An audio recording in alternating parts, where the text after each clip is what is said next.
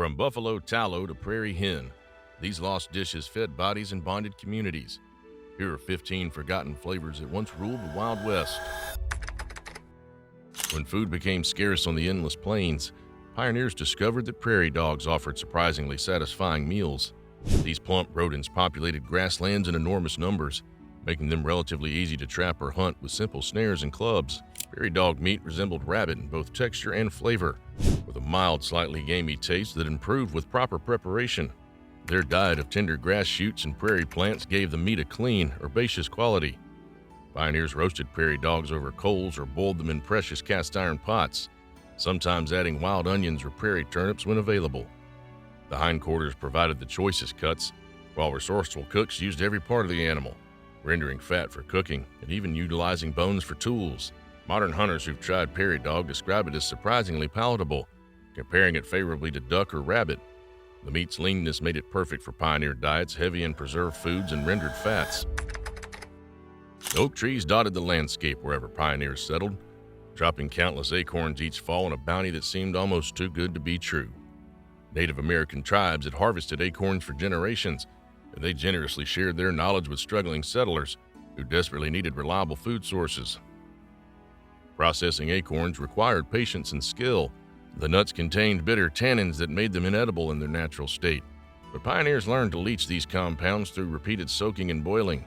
Some added wood ashes or precious baking soda to speed the process, gradually transforming bitter nuts into sweet, nutritious flour.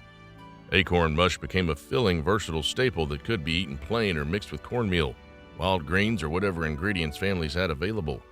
The resulting bread was dark, dense, and surprisingly delicious, with a rich, nutty flavor that satisfied hungry stomachs through long winter months. This abundant resource fell from the sky each autumn, providing carbohydrates, healthy fats, and essential minerals when other foods grew scarce. Long before cricket flour became a trendy superfood, pioneers relied on insects for survival. Crickets and grasshoppers swarmed the plains in biblical proportions, threatening crops and livestock feed. Rather than despair, resourceful pioneers turned a devastating problem into a protein-rich solution. Roasting crickets and grasshoppers over open fires transformed them into crunchy, nutritious snacks that rivaled any modern energy bar. Despite the initial shock to European sensibilities, insects provided essential protein, healthy fats, and micronutrients that sustained families through lean times. Pioneers would grind them into flour or mix them with cornmeal to stretch precious food supplies. Their nutty, slightly smoky flavor when roasted surprised many modern taste testers who expected something far worse. Along every creek and river, beavers built their ingenious dams, creating both obstacles and opportunities for traveling pioneers. While beaver meat provided adequate protein, experienced mountain men and trappers knew the real prize lay in the animal's thick, paddle-shaped tail. Beaver tail looked intimidating with its tough, scaly skin and unusual appearance, but beneath that exterior lay rich, fatty meat that tasted unlike anything else in the wilderness. Pioneers roasted or boiled the tails, carefully removing the skin to reveal the pale, flavorful meat underneath. The high fat content made beaver tail especially valuable in the harsh frontier environment where calories meant survival. Mountain men spoke reverently of beaver tail feast, describing the meat as fish-like, but richer and more satisfying than any stream trout or river salmon they'd caught. This wilderness delicacy provided essential fats that kept trappers and explorers healthy during months of hard travel and exposure to brutal weather. The energy-dense meat helped sustain legendary figures like Jim Bridger and Hugh Glass through adventures that would have killed men on lesser diets. When fresh food grew scarce and scurvy threatened frontier families, pioneers discovered salvation growing right outside their cabin doors. The humble dandelion, dismissed by many as a troublesome weed, became one of the most reliable sources of essential nutrients throughout the long seasons when preserved foods dominated tables. Experienced foragers knew to gather young dandelion leaves before flower buds developed, when the greens remained tender and less bitter than their mature counterparts. These early leaves could be eaten raw in precious fresh salads, steamed over campfires, or boiled into nutritious side dishes that brought color and vitality back to winter-weary families. Clever pioneers developed techniques to improve dandelions, sometimes challenging bitterness. They would cover young plants with cardboard, wooden boards, or even precious paper bags for several days, blanching the leaves to produce milder, more delicate greens that even children would eagerly consume. The nutritional power of dandelion exceeded anything pioneers could have imagined. These common weeds contained more vitamins and minerals than spinach, delivering essential vitamins A, C, K, and B complex, along with calcium, potassium, iron, and magnesium. The antioxidants and phytosterols help lower cholesterol and support overall health during harsh frontier conditions. Resourceful families used every part of the dandelion plant.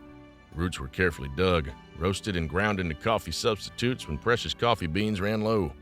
Bright yellow flowers became ingredients for wine, jellies, or even fried desserts that brought rare sweetness to frontier tables. Dandelion represented more than food; it served as frontier medicine. Pioneers valued its ability to support digestion after months of heavy preserved foods, detoxify bodies stressed by harsh living conditions, and provide essential nutrients that prevented deficiency diseases. For struggling families, dandelion was truly a lifeline, abundant, free, and available almost everywhere they settled. Buffalo tallow corn cakes represented more than sustenance. They embodied survival and adaptation. When European settlers first encountered the West's abundance of buffalo, Native Americans became their teachers, showing them how to hunt these huge animals and turn their fat into cooking tallow, a clean-burning, long-lasting oil that added rich, wild flavor to every meal. The process demanded both simplicity and skill. Cornmeal mixed with salt and water formed a thick batter. Buffalo tallow melted in cast iron skillets over open fires created the perfect cooking medium. Spoonfuls of batter dropped into hot fat sizzled immediately, developing crisp golden crust that yielded to tender, slightly sweet interiors. These corn cakes proved invaluable on long trails. They traveled well in saddlebags, resisted spoilage, and delivered quick energy for demanding days. Settlers enhanced them with wild honey or additional rendered fat, turning simple meals into warm, comforting moments of joy. As buffalo herds disappeared and wilderness gave way to civilization, this tradition faded. Beef tallow and lard replaced buffalo fat, but that unique wild flavor vanished forever. Today's renewed interest in sustainable nose-to-tail eating opens doors for rediscovering this forgotten delicacy. Modern chefs are embracing buffalo tallow's rich, meaty essence in everything from pastries to fried foods. Golden afternoons on open prairies saw hunters returning to camp with plump prairie hens slung over their shoulders. These birds, also called prairie grouse, offered welcome relief from monotonous salted meat and hardtack. Camp women immediately set to plucking and cutting while children gathered wild onions from the creek banks. Preparation followed beautifully simple principles. Cast iron skillets, blackened from constant use, were heated over fires. Precious rendered fat, sometimes from the hens themselves, melted in pans. Bird pieces sizzled upon contact with hot metal. Wild onions, roughly chopped, joined next, their pungent aroma with rich roasting fowl scents.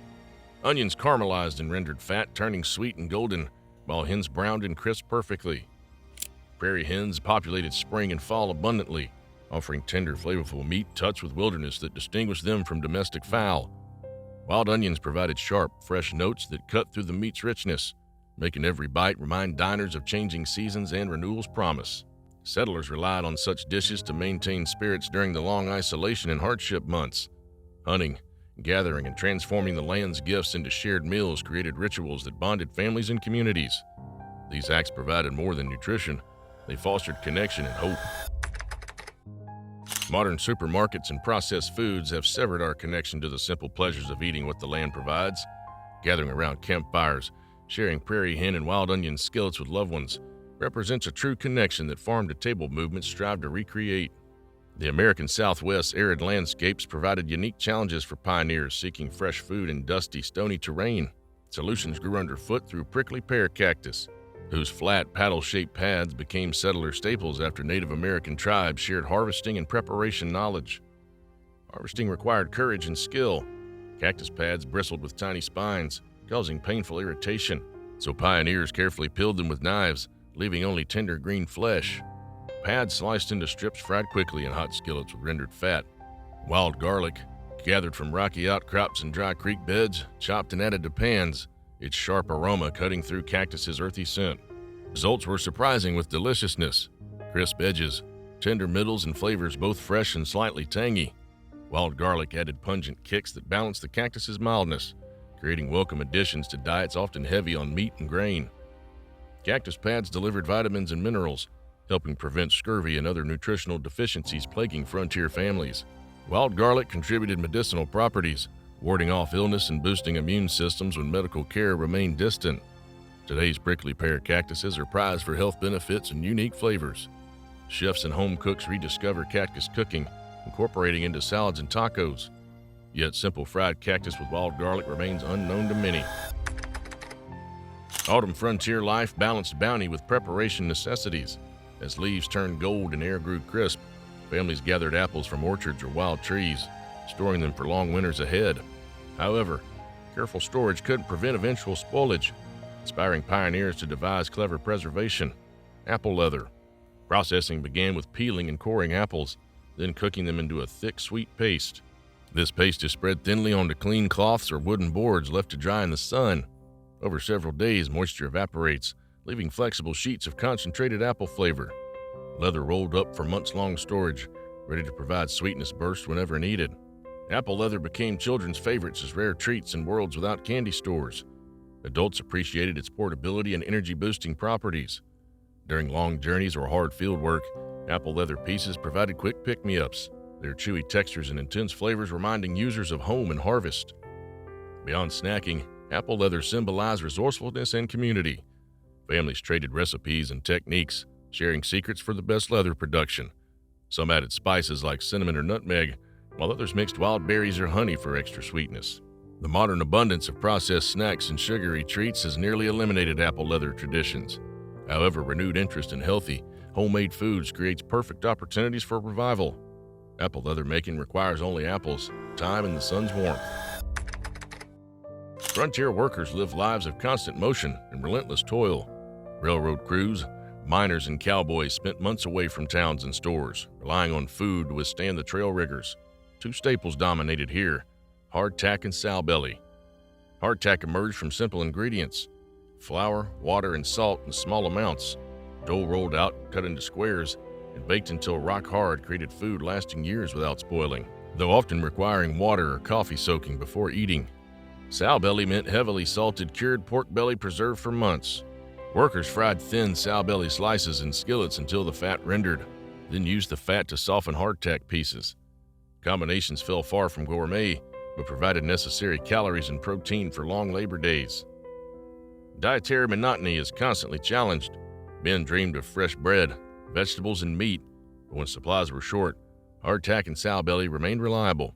In today's world of abundant fresh food and modern conveniences, make relying on such simple fare nearly unthinkable. Spring frontier renewal brought relief after winter's limited preserved meat and grain diets. First green shoots pushing through the thawed ground welcomed weary families. Women and children ventured out gathering wild greens.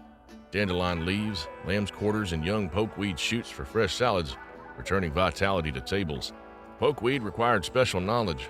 Only young shoots, harvested before plants became toxic, remained safe for consumption. Greens boiled to remove bitterness, then tossed with other wild leaves and dressed with rendered fat. Vinegar made from apples or wild grapes, and salt when available. Results created nutritious, flavorful salads, contrasting sharply with winter's monotony. This simple dish bridged cultures as settlers learned from Native Americans which plants were safe and how to prepare them. Gathering and preparing wild greens became communal activities, bringing families and neighbors together after winter isolation. Supermarkets and year-round produce availability have largely eliminated wild green foraging traditions. However, growing interest in local and sustainable foods creates opportunities for revival. The American West's vast open spaces became scattered towns requiring travelers to carry food lasting months without spoiling. Native American tribes invented pemmican. Adopted by pioneers and explorers as an essential survival food, pemmican production began with drying lean meat, buffalo, deer, or elk, then pounding it into fine powder.